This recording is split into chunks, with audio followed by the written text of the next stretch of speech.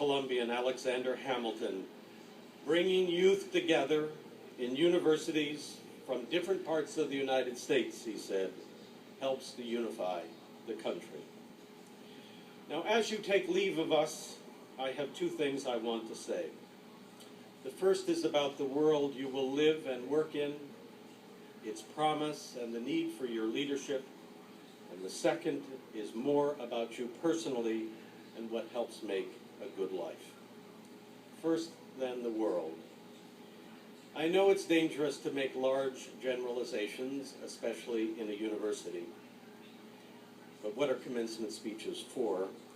But here's what I believe. I believe no generation up to now has faced the world with more promise for humanity than yours right now.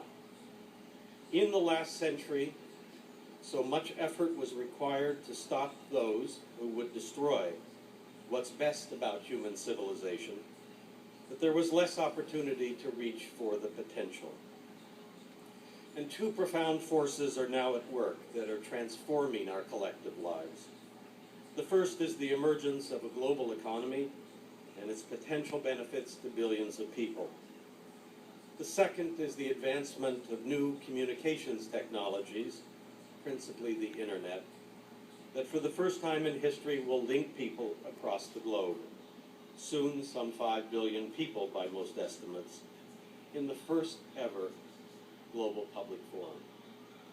If you believe in the beneficent power of human thought in an open marketplace of ideas, as we have staked our future on in the United States, then this is truly an extraordinary moment. The possibilities for sharing knowledge, for unleashing the powers of human creativity out of the mixing and variegated cultures and traditions of the world are suddenly limitless. It's like Columbia magnified exponentially. We are today only at the edge of this new reality, but we are already witness to profound shifts across the international landscape as people imagine what life can be like. Now, to be sure, there are big obstacles and problems to overcome. So many, in fact, that we almost don't allow ourselves to entertain thoughts about what might be. We have inadequate international institutions, traditions of national sovereignty that stand in the way of collective action, the absence of the rule of law in too many parts of the world, and more. Yet the good and bad news is that the major issues the world now faces, and certainly will in the future, are worldwide in scope and can really only be addressed on a worldwide basis. Climate change, the spread of infectious diseases, how to minimize the risk and consequences of another global economic collapse, the rising inequalities in the distribution of wealth, in a market system that in the 1980s rightly reduced 40 years of excessive state intervention, but that is now itself in need of correction. All of these and other problems are global in scope and can only be fixed globally. The world we live in increasingly is this. A building collapses in Bangladesh, and it's not only a tragedy for those people directly affected and for the nation of Bangladesh, but it is also an event that highlights the need for a system of global protections for workers who now make most of the products we consume.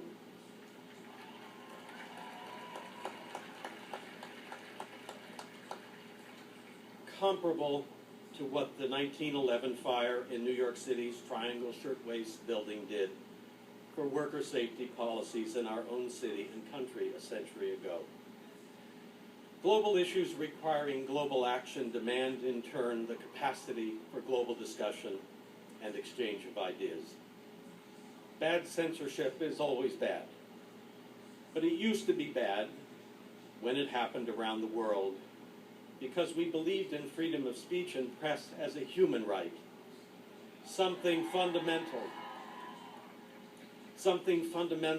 for all people in all places. Now, however, it's not only a human right, but also imperative. Now banning a book or a speaker in Malaysia or China or Turkey is as problematic for public discussion of public issues as similar censorship might be in Montana or California or Tennessee. When the world has real problems to solve, it needs real opportunities to find out about those problems and then debate solutions. This is, in fact, exactly what occurred in this country in the last century. As we developed the national economy with national issues requiring national solutions, and with new communications technologies making a public forum, a national public forum, possible. This is what also made the open and tolerant Columbia you have just experienced. But here's what you also need to know. None of this happens naturally.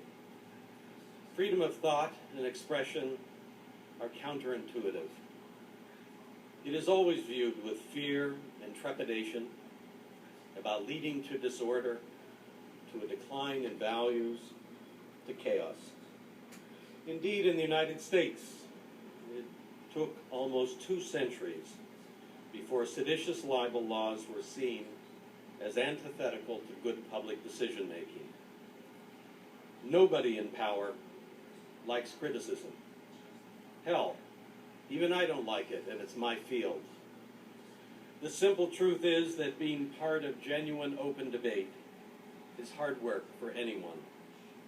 We prefer order, opinions that reinforce our own beliefs, not to have to explain and justify our beliefs, and definitely not to have to change our minds. But changing our minds is exactly why we're here. And so while you will live in a world with more promise for humanity than ever before, with obstacles and problems and issues of true planetary magnitude, always remember that the incredible freedoms of mind and speech and the rigor of intellect you have experienced here have come somewhat recently and not come easily, and they are now an absolute necessity for the world you will inherit. My second and final and brief recommendation is for you personally. I begin by saying you are all brilliant students, some more brilliant than others, to be sure. The natural course of life from here is to make you ever more specialized. You will become experts in something. That's the nature of how modern life is organized. And there's a lot to be said for it. Besides, it's nice to be an expert. You will achieve a certain respect, and you can hold forth at dinner parties.